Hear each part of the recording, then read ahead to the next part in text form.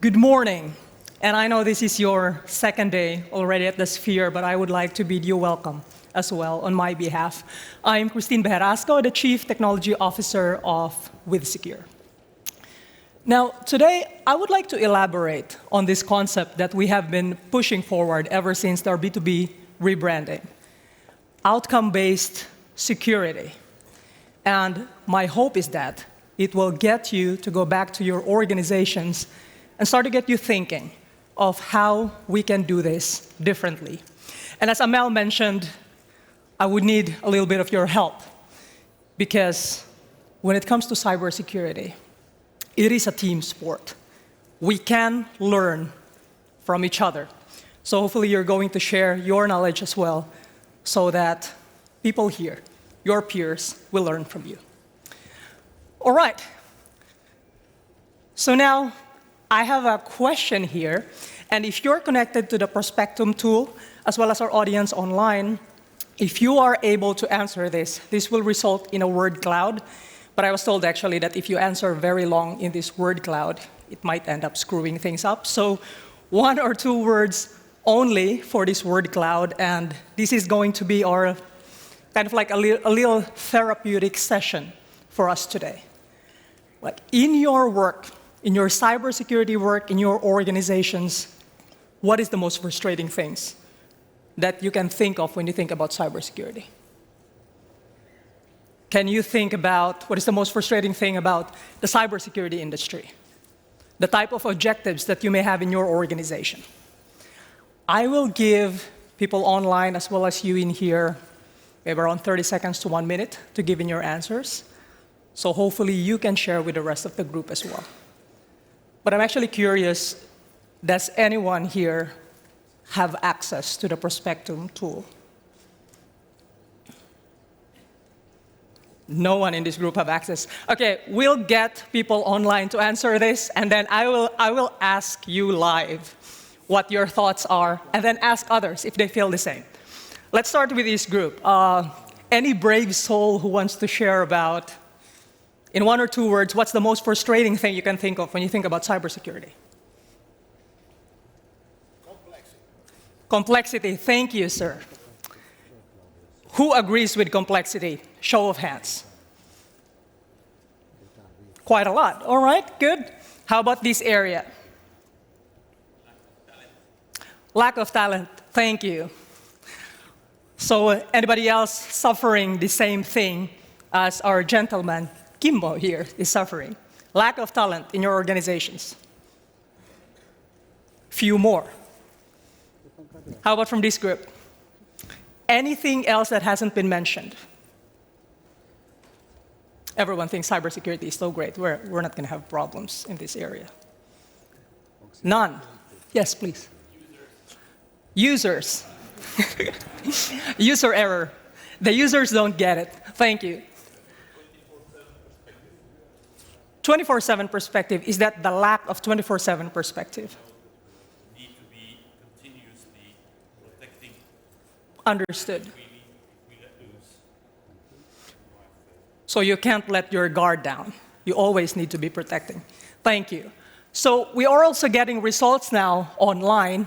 People probably could translate to talent and users as well. We're getting complexity. Thank you. And users and user behavior and funding. That's interesting as well. Cybersecurity funding. Thank you so much for your cooperation, and thank you for sharing these thoughts with your peers. So, as you can see here, we have different things in cybersecurity that we feel constrained about. We feel limited. Historically, cybersecurity is viewed as kind of like a very limiting thing in your organization.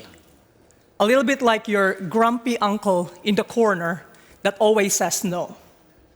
And I'm only exaggerating a little. And what we're trying to propose today is the type of cybersecurity that is more helpful to the organization. I'm going to ask a question once again. Who among you here knows about the first rule of improv? Improv theater, improv comedy.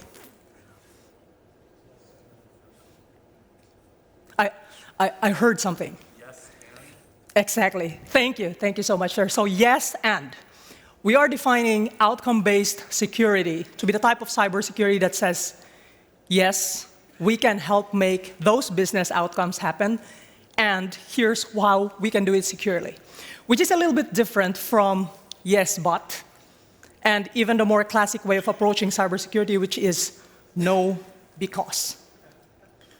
Because organizations, they have outcomes that they need to achieve. And the question should be, how can cybersecurity help them get there? And it's natural for cybersecurity to have the history of having no because it has been threat-based approach so far. So it's all about understanding threats and then neutralizing them. But what if cybersecurity could actually be an asset to an organization? Is that really such a radical thought? I don't believe it is. What if cybersecurity can be something that enables your organization to have lesser costs in the long run? What if it can be an organizational asset? In my professional life, I'm trying to think about what are the different cybersecurity approaches that we have already done. I tried to build this pyramid to sort of show us how they could look like. The oldest method is threat-based cybersecurity approach. And this is very natural because this is the language of the defenders. So for instance, we have frameworks like the Lockheed Martin kill chain. We have the MITRE attack framework, where you have threats, tactics, procedures, and then you figure out, can this product protect against this type of threats, this type of tactics, etc. And although it may be a little bit easy to think that, yeah, this is effective, this makes sense, because we're going on the really low level. But the problem is really that it's very low level. And other people in your organization who are not cybersecurity experts may not be able to relate. So there was one level higher cybersecurity approach that then was introduced eventually. And this is asset-based approach. So for instance, you take a look at what are the assets your organization has, and then you take a look at the different stages of how you can protect. So are you predicting, detecting, responding, recovering, etc. And then you end up with a matrix. For example, like the cyber defense matrix, where you can tick boxes. And if all of the boxes are ticked, then your organization is compliant. Or is it? Is it so that behind the scenes there are things that we haven't seen, behind the ticks that we have put in the boxes? One level higher still is risk-based. And this is already in a better stage because you're already thinking about the risks to the business in the organization. And with risk-based, we have such frameworks, such as NIST, for instance, that has provided framework for different types of risks. And this is all about the reduction of business risks. So for example, you identify the business risk, and then you try to prioritize them. And after prioritizing them, you put them into the enterprise risk management frameworks, and then you start solving them one by one.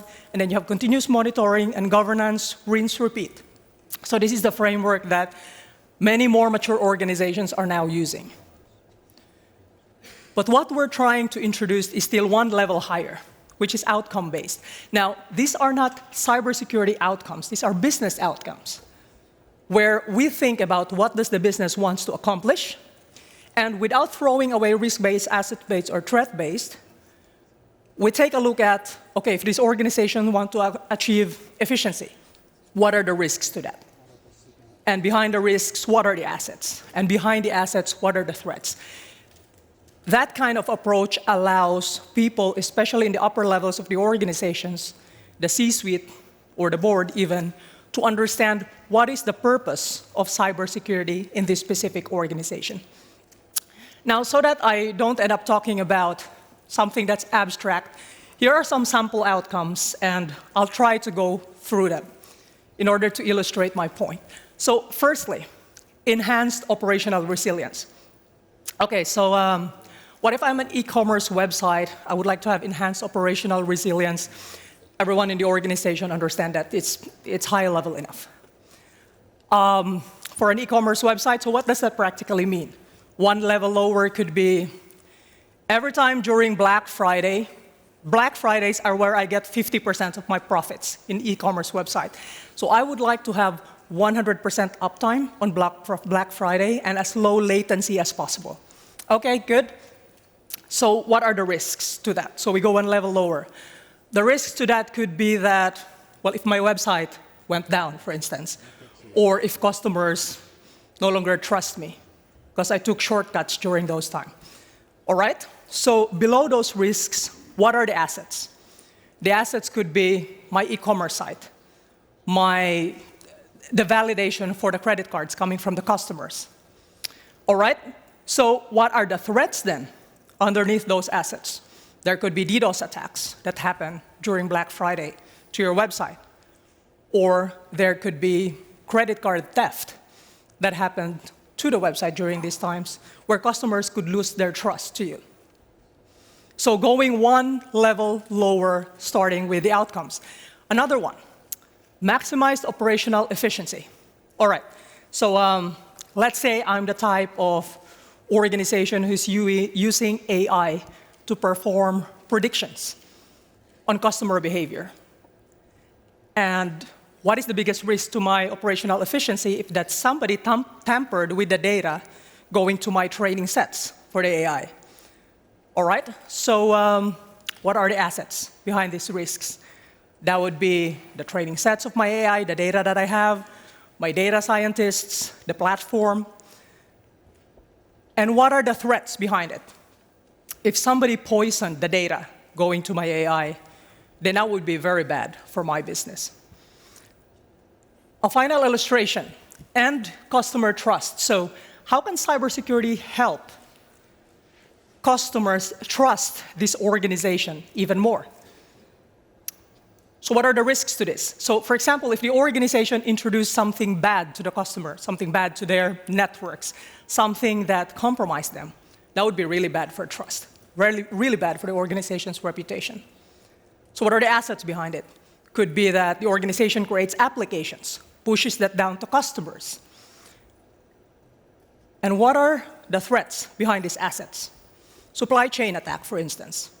If these applications, where most applications now incorporate open source code, if the attackers compromise the open source code and it's part of your supply chain, that could end up compromising the customers. So in all of these different sample outcomes, it's looking at things from the higher level of outcomes, going lower and lower to lower levels to get the organization understanding, like everyone in the organization understanding and potentially rallying behind your cybersecurity costs.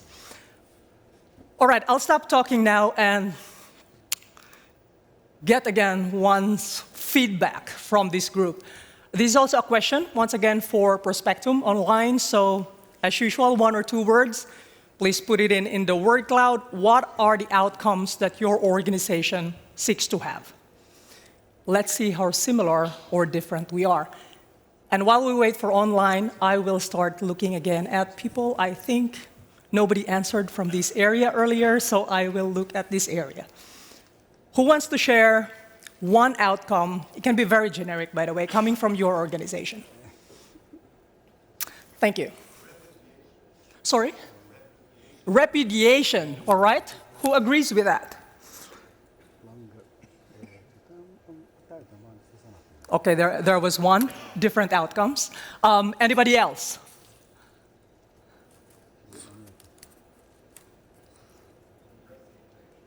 Reputation.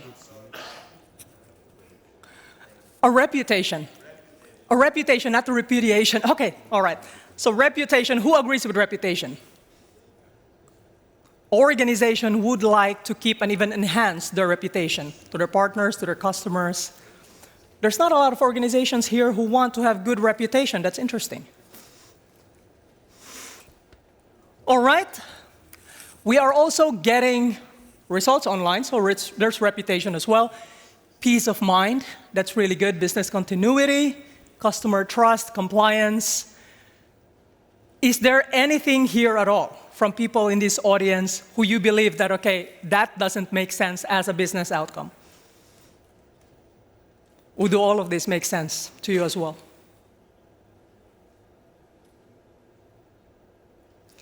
It's a very quiet group. I must be saying something very boring here. I wonder. All right.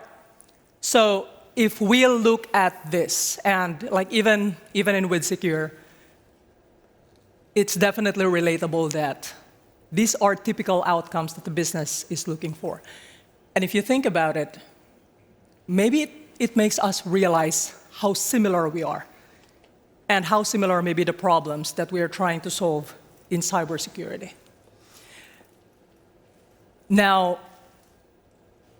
why am I trying to say something about outcome-based security? Why is the topic about accelerating the transition to outcome-based security? When it comes to the world that we're living in at the moment, well, firstly, organizations are faster at adopting new technologies rather than deprecating old ones. Case in point, think about the past decade. How many messaging applications have your organization deprecated? And how many of new messaging applications they have taken on board? Think about emails. That's decades old. You have SMS.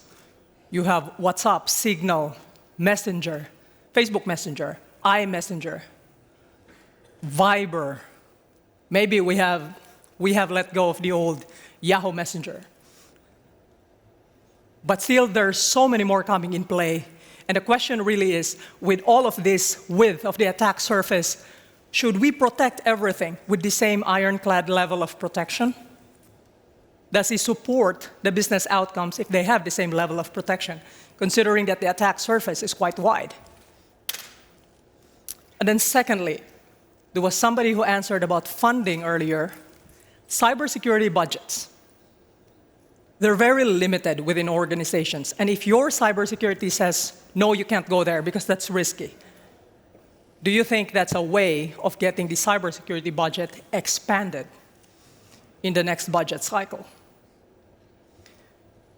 And speaking about budget cycles, this speaks now to the language of the C-suite, the language of the board, who are starting to open up when it comes to cybersecurity. That if we are speaking the language of strategy, the language of business, the language of outcomes, wouldn't this be a better way for them to rally behind our cybersecurity crusade, our cybersecurity cause? Because your stakeholders understand that you are rallying behind their business causes, their business outcomes. My hope, and as Mikko said, I'm also still optimistic as him perhaps. My hope is that in the future, outcome-based thinking could enhance the mind share of cybersecurity in the organization. And perhaps that increases cybersecurity budgets. And perhaps that could be the way to secure our digital supply chains. Because all of these different organizations that we're working nowadays, it's very interconnected when it comes to our digital supply chain.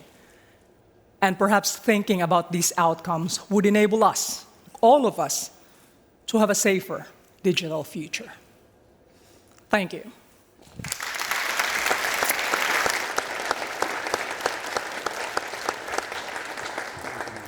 Thank you, Christine. I think I still have time for one question. Yes, you do. Yes, you do. So, if you raise your hand, there we have a first hand. Yes. Hello, Giancarlo Calzetta from Tom Hardware. I loved your speech. I was really concerned. Well, it was a confirmation of what's happening out there in the field.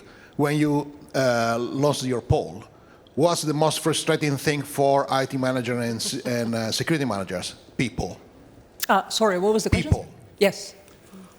That's the main concern for the most frustrating thing. That's extremely wrong, in my opinion. The IT managers and security managers doesn't understand that the people is the reason they are there in their position as the first place. It's like mechanics complaining because users still breaks the cars. Okay, you have a job because users breaks the car.